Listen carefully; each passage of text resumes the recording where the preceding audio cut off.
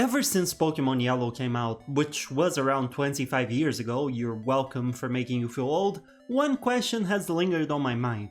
Is Gen 1 overly complicated at times, or was I just a really dumb kid?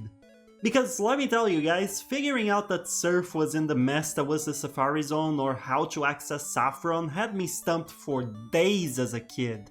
Given my inability to forget all my past failures, I've been wanting for a while to tackle that question I posed and figure out if the things that got me stuck were hard for everyone or just me. The problem is that, while I might be slightly less dumb now that I'm no longer 5 years old and know the English language, which I didn't back then, I already know the solution for all the things that had me stuck, and it's not like I can just erase them from my memory. Thus, since I couldn't find the answer to that question by myself, I did the next best thing. Found myself a girlfriend who never played Gen 1 games, or most of the Pokemon games really, and convinced her to play Gen 1 on my behalf. Brilliant, I know. And yes, not having played Gen 1 was a requirement in any potential partner for me. It made for very awkward first dates, but I'm nothing if not dedicated to my mission. After my girlfriend's 30 to 40 hour playthrough of Pokemon Yellow, which was the game I picked due to reasons that will soon become clear, I learned a lot more than I was expecting, and I'm planning on sharing all of this with you. So if you as a kid had no clue where to find Surf, Strength, Waterfall Guards, or just want to feel nostalgic, this video is for you.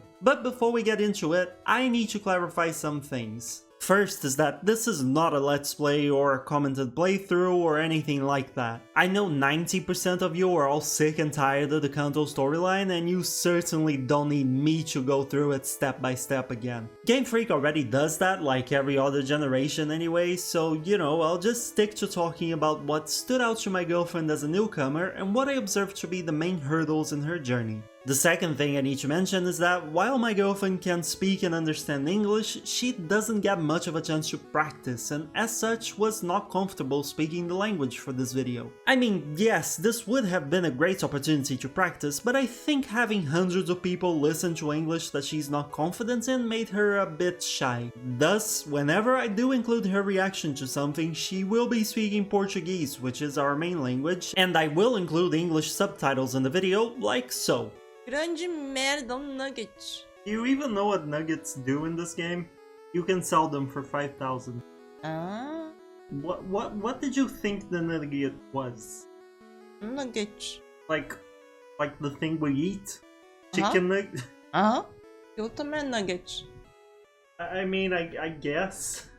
And the last thing to mention is that I try to avoid giving her tips or hints as much as possible in order to really see how a newcomer deals with the challenges Pokemon Yellow has in store. That being said, however, I didn't let her be stuck for too long, else this video would never come out. Once it became clear she'd be stuck for hours at any given point, I started dropping hints on where she was meant to go or what she was meant to do. I also avoided telling her Pokemon types and type advantages, which brought me great joy because she attempted to thunderbolt way more ground types than she would have otherwise. Wait, why are you calling me mean? Nonsense, all boyfriends enjoy laughing at their girlfriends, right, guys? Anyone? Well, with that out of the way, let's get into it. And I think it's fitting to start by answering two vital questions that you might be curious about. The first one is, why did I make her play Pokemon Yellow instead of Red or Blue? There are two main reasons. The first is quite selfish actually, shame on me. I had recently replayed Pokemon Red for an upcoming video and didn't want to see it anytime soon. The second, however, was a bit more noble. I figured she would enjoy having a Pokemon following her around. Now, if you've played Pokemon Yellow before, try to remember how you felt when you first saw Pikachu outside of its ball and the little portrait you get when talking to it. Did you find all of this cute, funny, endearing maybe? Well, let me show you what my girlfriend thought of Pikachu at first.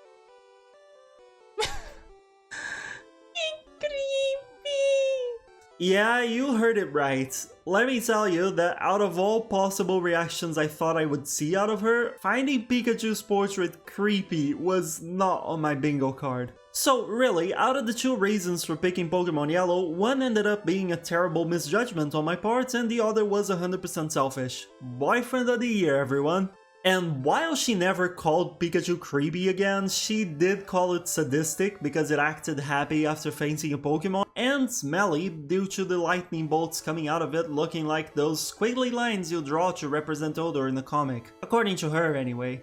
Look, I promise you she likes Pikachu, it's just that this specific one rubbed her the wrong way at first, but worry not, they became besties by the end of the game. Heck, they actually became besties by Vermilion when she tried stealing a Clefairy just because Pikachu was in love with it. Thus, even if it took a while, my choice to play Yellow turned out to be the right one, and I will hear nothing from anyone that implies otherwise. Moving on. The second preliminary question, which leads nicely into the rest of the discussion, is this. Just how much contact did my girlfriend have with Pokémon as a franchise prior to this anyway? Because really, you'd be hard-pressed to find someone in the world that doesn't know Pokémon to some degree. When asked, she told me she played only 2 games some 10 or so years ago. One of them she couldn't recall. The other was that one 3DS game that had a weird whale on the cover. Her words, not mine. Poor Kyogre catching strays in this household, but you know, I'm alright with that. Groudon is the better Pokémon in the duo anyway, don't at me.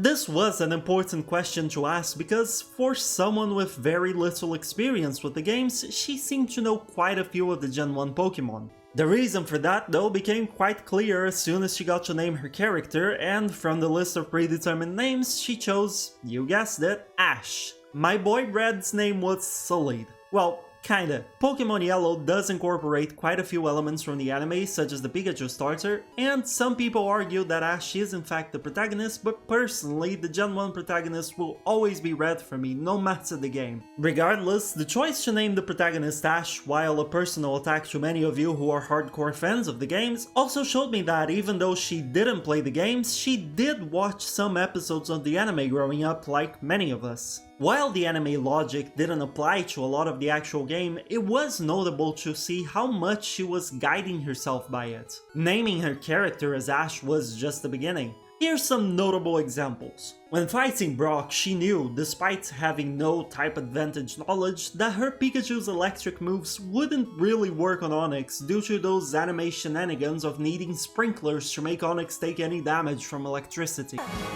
Pikachu!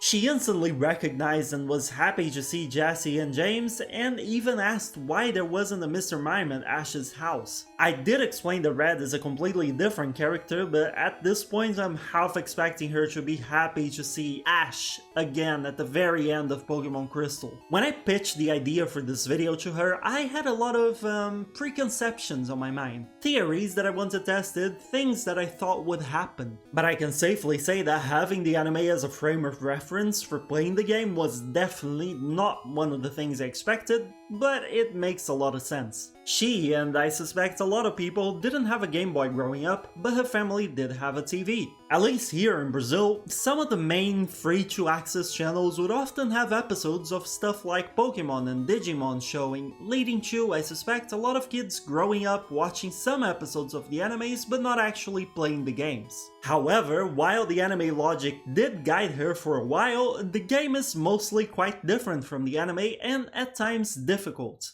A fact that she learned rather quickly. Going back to the Brock example, while she did remember electricity wouldn't do much against Onix, she also had no sprinkler system to count on in order to remedy the situation. And as such, she ended up losing against her very first gym leader fight and being forced to grind out a team, as until then her Pikachu was the strongest. This was actually my first theory that I had when planning the video, that she would get stuck on Brock, as I have vivid memories of catching a bunch of Caterpies, Pidgeys, Rattatas, and whoever else and attempting Brock over and over, tackling the rock Pokemon to death, 1 HP at a time. Such is the downside of having a starter with a primary typing that deals no damage to Brock's Pokemon. Since this was my experience and the world clearly revolves around me, I figured my girlfriend would have a similar shitty time with Brock, but I was actually proven wrong. She got it on her second attempt by doing something unfathomable to me, using stats decreasing moves. And after missing a ton of moves in a row while grinding thanks to one of those, she never again forgot the power of decreasing an enemy's stats. And she especially never again forgot the power of Sand Attack, a move so broken it became her panic button for the rest of the game. So with the power of Growl, Tail Whip, and a beach worth of Sand Attacks, she rather easily cleared Brock's gym. But I still want to hear from all of you in the comments. If you, like my girlfriend, didn't find the Mankey at all before the gym, how was your first fight against Brock? Do you remember struggling at all? Because I have a feeling that, despite her rather easy victory, Brock was still a wall to some kids playing the game back in the day. I know he was to me. And since I started this part of the video talking about a fight that potentially gives players trouble, I'll follow the trend for the rest of the video and focus first on the difficulties my girlfriend had that I can see being more universal per se, and after that's done, I'll talk about aspects that were more personal to her playthrough. Sounds good?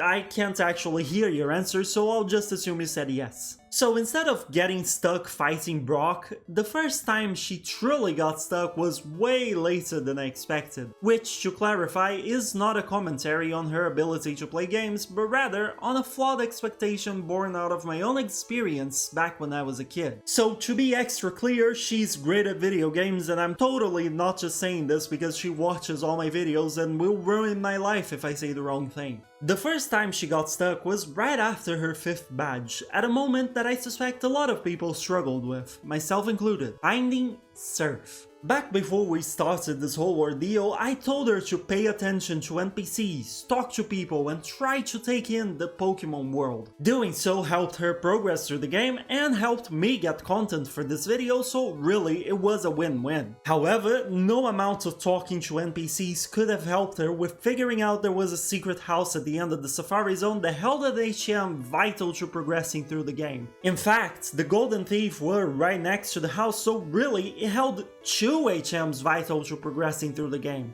And yes, you heard me right, not one NPC in Fuchsia tells you about the secret house in a timely manner. To my knowledge anyway, please don't prove me wrong and make me look like a fool, thanks. While watching her play and paying attention to this specific point, I only managed to see 2 people talk about the house. Some random guy you can find in the 3rd rest house in the Safari Zone, and the Warden. Oh, and a couple of signs some ways into the Safari Zone also talk about it. You might have already noticed the problem, but if not, here it is. Most people won't be able to understand the Warden until they find the teeth, so him talking about the secret house is nearly useless, especially given that the teeth are right next to the house. This means he's really only helpful to players who find the teeth, run out of steps before getting to the secret house, and remember to deliver the teeth before attempting the Safari Zone again. As for the other NPC, well, he's in the 3rd rest house, which is pretty much 75% of the way to the secret house, so it only helps people who are already almost where they need to be anyway. The signs are a bit more helpful as they come before the NPC, but there are so many useless signs in the Safari Zone that when my girlfriend got to the one that talked about an HM, she skipped it completely, assuming it would just say the area she was in. So what happened to my girlfriend, and I suspect a lot of other people, is that she went into the Safari Zone, reached a dead end, as the labyrinth-like design of the Safari Zone has a lot of those, tried catching stuff until time ran out, and she left. After all, a lot of people talk about how the Safari Zone is only for catching rare stuff. Once she had done that, no reason to stick around. And she would not have gone back there had I not told her to, after watching her try talking to people she had already seen and click on random walls checking for hidden items in hopes of finding Surf for nearly an hour. And you wanna know the kicker? After she found Surf, she was so frustrated with the experience that she forgot to bring the teeth to the Warden, causing her to be stuck once again later on. Until I gave her a hint like, wasn't there one person you couldn't understand that might want those dirty gold teeth? Then she remembered and got strength. And while the whole more people than me must have trouble with Brock thing is just a suspicion of mine, I know for a fact Surf and Strength are 2 major parts that make people unable to progress in the game. If you want proof past my girlfriend's experience, look no further than the many videos teaching people how to find Surf in the Gen 1 games, the hundreds of thousands of combined views in them, and the comments people leave. Thankfully, the issue was minimized in Fire Red and Leaf Green, which added at least least one NPC outside of the Safari Zone that talked about the secret house and wasn't, you know, missing teeth. Sure, people still had to deal with the extremely confusing Safari Zone layout in the remakes, but at least new players actually had an easier, more obvious way to know that the HM for Surf was there. And for a fun bit to close off the topic, here's my girlfriend's take on why you can toss rocks at Pokémon in the Safari Zone. Por que eu tenho que jogar a pedra? Pra eles ficarem? I don't know, would you stay if someone threw a rock at you?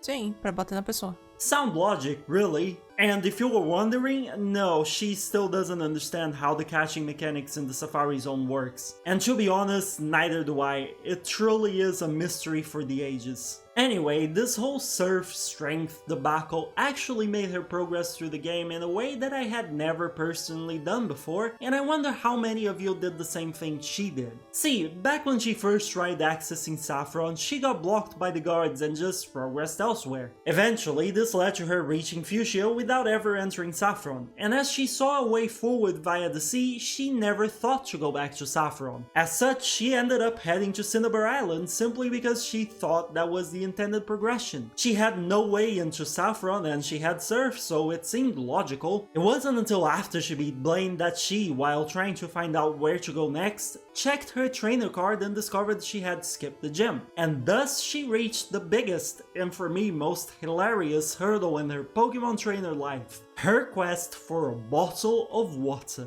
Now, to her credit, as soon as she first talked to one of the Saffron guards, she instantly figured out what she was meant to do. Preciso de uma bebida, então. And this was right after the second gym. The real problem is, where would one find said drink? Well, let me tell you, I don't think she or any of the thousands of unsuspecting kids and adults who were stuck in the situation expected it to be so hard to find a drink in Kanto. And yet, it is. Her quest for the fabled water bottle really showed her outside of the box thinking, and it was genuinely a joy to see. Here's a highlight reel of the many things she tried. 1. Getting the super rod, which she had failed to do until now, in hopes that the fisherman would give her water alongside the rod. 2. Fishing to see if she caught a water bottle. 3. Talking to Misty because, well, the water gym leader is bound to have a water bottle, right? 4. Begging the gatekeepers at the Indigo Plateau for water. Tem água. Tem água. Tem água. Yeah, I'm not sure the logic here either, but I certainly admired her unwillingness to give up. 5. Buying from the Celadon restaurant because, well, a restaurant probably has water, right? As you can see, that went well. Vagabundos! Não querem trabalhar. And potentially my favorite, using Surf on the damn Saffron gatekeepers. I'll let her explain this one. Entendeu essa pro cara? What was the logic? Água! Honestly, I feel like half of those solutions should work, especially asking Misty for water and going to the restaurant, but oh well. And yes, she also tried visiting all the marts to buy the water, which is why she was shocked when I told her 1 hour later that the water could be found in the Celadon mart. Como? Eu vi tudo!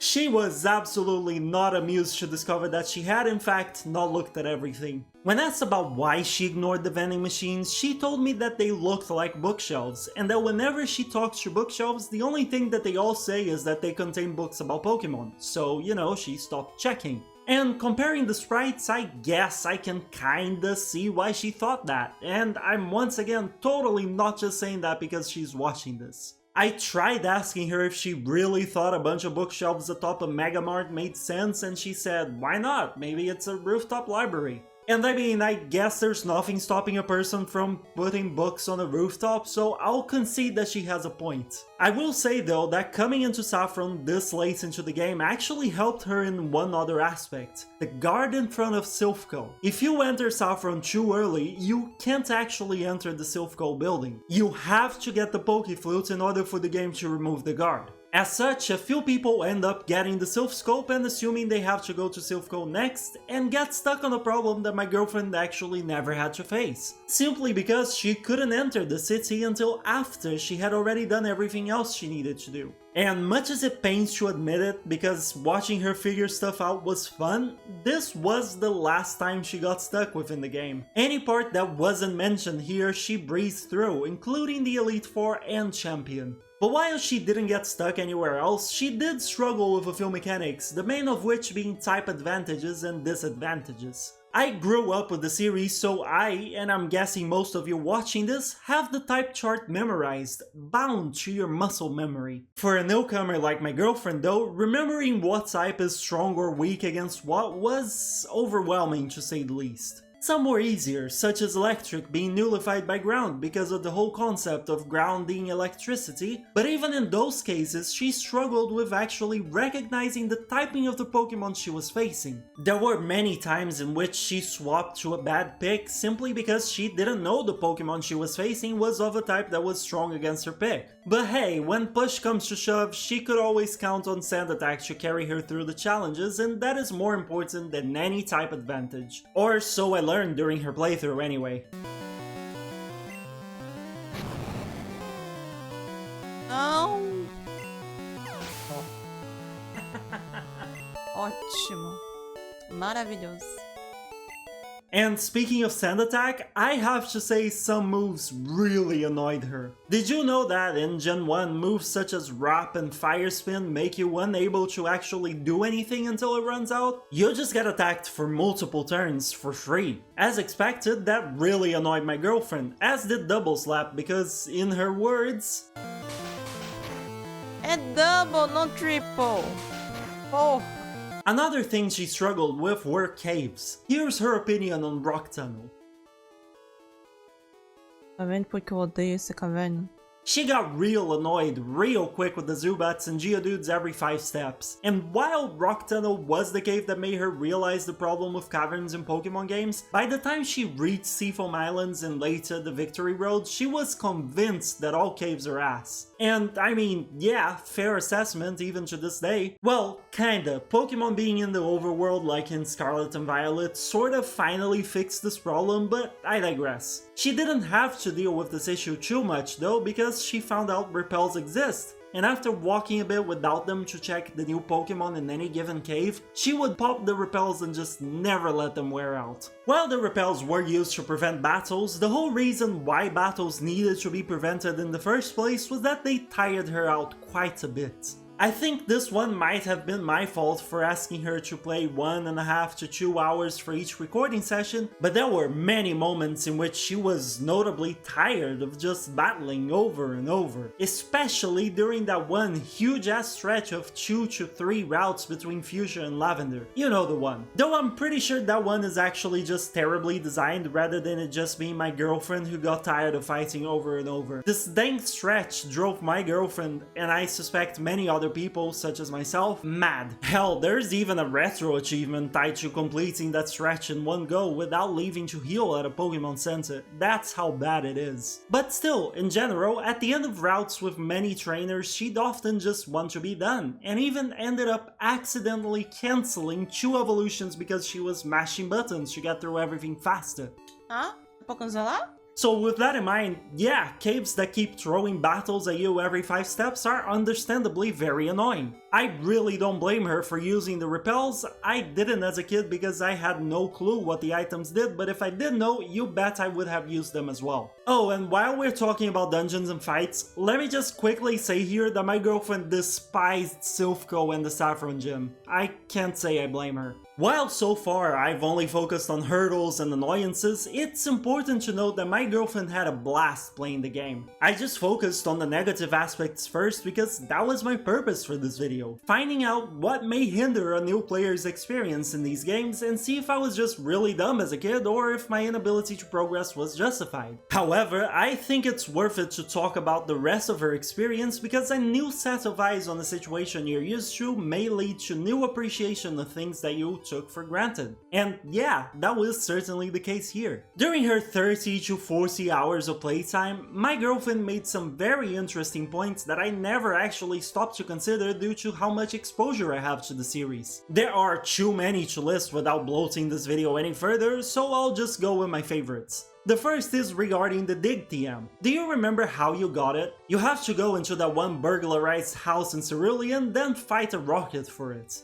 Since it's integrated into the story and you have to get it to move on through the game, my girlfriend, who by then still had no idea of the difference between TM and HM, held onto that TM for dear life. For some 2 or 3 recording sessions, she just refused to get rid of the dig TM because she thought she might need it for something like, well, digging up stuff. And yeah, I can definitely see why she thought this move was important. You more or less had to get it to progress in the game, and it was one of few, if not only, TMs that you have to get, outside of the gym rewards, that is. Another interesting part of the journey was that she never actually acquired any of the fishing rods, believe it or not, until the end when she was trying to enter Saffron anyway. It's not because she didn't find the guys that give the rods, oh no, but rather it's because they asked if she liked fishing and she said no, because true to her word, she dislikes fishing in games. She did realize she'd likely get an item if she answered yes, but she just really doesn't like fishing.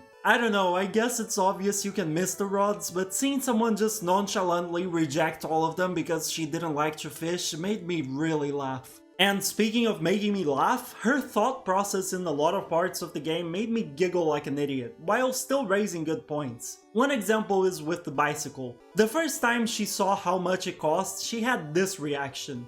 Cacete, é de ouro? And proceeded to ask if we can just buy a used bike. And I mean, doesn't she have a point? Why is the bike so damn expensive? Is there really not a single soul in Kanto selling a used one? This is the sort of thing that I am just so used to that I never stop to consider why it is the way that it is. And that goes for many other things my girlfriend pointed out, like the amount of Pokeballs you can carry. At one point, some dude mentions we can only carry 6 Pokeballs in our belt, thus our party size. But then my girlfriend posed the question, why don't we wear 2 belts? Breaking the rules with this one simple trick, League officials hate her. It was also very endearing to see her reactions to things that we as fans have known and dealt with for over 25 years by now. One prime example was the twist that Giovanni is the leader of the Viridian Gym.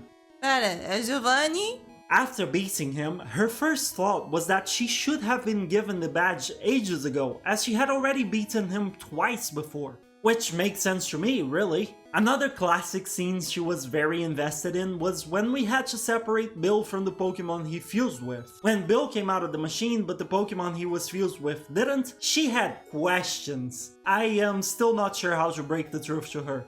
In fact, it was endearing to see her reactions to a lot of things, really. She took it to heart when I told her to really interact and take in the Kanto region, so she would often audibly reply to trainers, talk about their designs, such as mentioning that bug catchers look like Luffy, and talk about Pokemon designs. One particularly cursed thing she told me was that Tangela looks like it's poking its tongue at us, and now I can't actually unsee that in the sprite. Take a look at the screen right now because I want you to see it too and suffer alongside me. I am not going down alone, okay? All of these things showed me just how much she was immersing herself in the experience and enjoying her time with the game, which made me super happy. Not necessarily due to her being my girlfriend, mind you, I just like introducing people to things they might enjoy. Hence why this channel also does game reviews. And that's more or less it, really. There's a few more things I want to talk about that I couldn't fit anywhere else though, so bear with me just for a bit longer. The first thing is that she was incredibly lucky during this playthrough, and I do not say this lightly. Snorlax was caught from full HP with 2 Great Balls, Articuno was caught in only 1 Ultra Ball, 4 Casino Roulette wins in a row by just mashing A, and the list goes on. And trust me, it's quite an extensive list. Meanwhile, I can't even get 1 casino victory.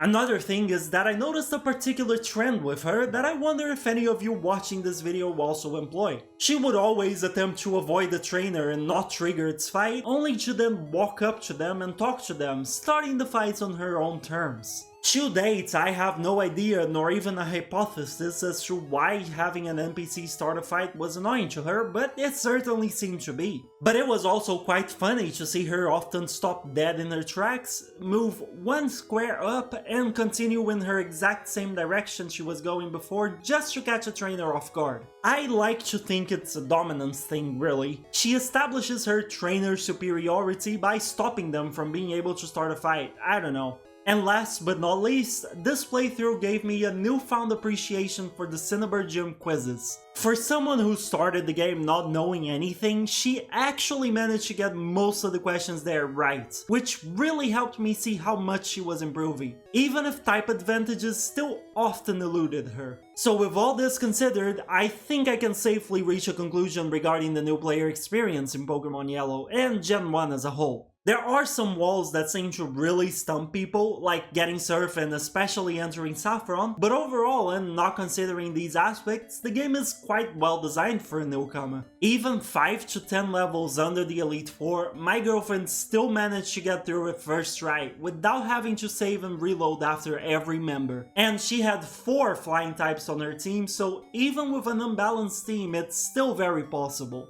Some of my preconceptions ended up being confirmed, but I was surprised that others weren't. For example, I know a trap a lot of new players fall into is over-leveling a single Pokemon, but my girlfriend never did that. She seemed genuinely happy catching as many Pokemons as possible and trying them out, though she did replace her team members with the legendary birds after she caught them because, well, power. But while Yellow did end up being approachable, I think the Gen 1 remakes are still the best entry points in the Kanto region, simply because they fix the progression, making it more clear where the drink you need is and how to get Surf. It's a bit of a harder game, sure, but it also gives you more tools to deal with the difficulty, like the VS Seeker and more trainers between Gym 7 and 8. But anyway, I digress.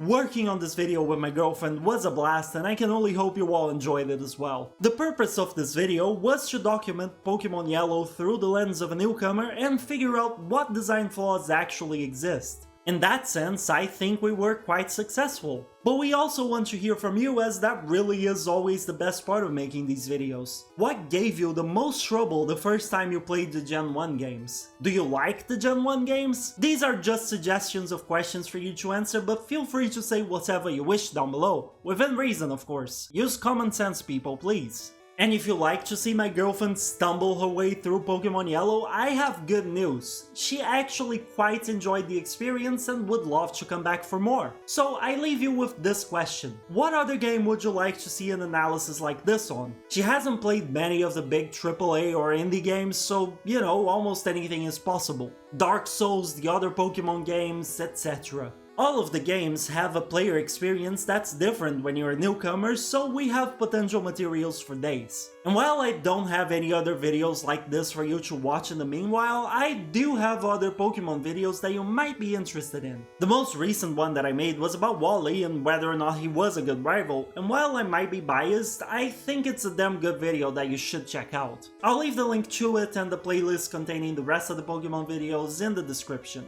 All of that out of the way, I would like to thank you for watching the video. If you enjoyed it, I hope you'll consider liking and subscribing, and above all else, commenting on the video. Reading what you all have to say is always the best part of this whole video making thing. Thank you so much for watching, and I'll catch you hopefully on the next video. Bye bye!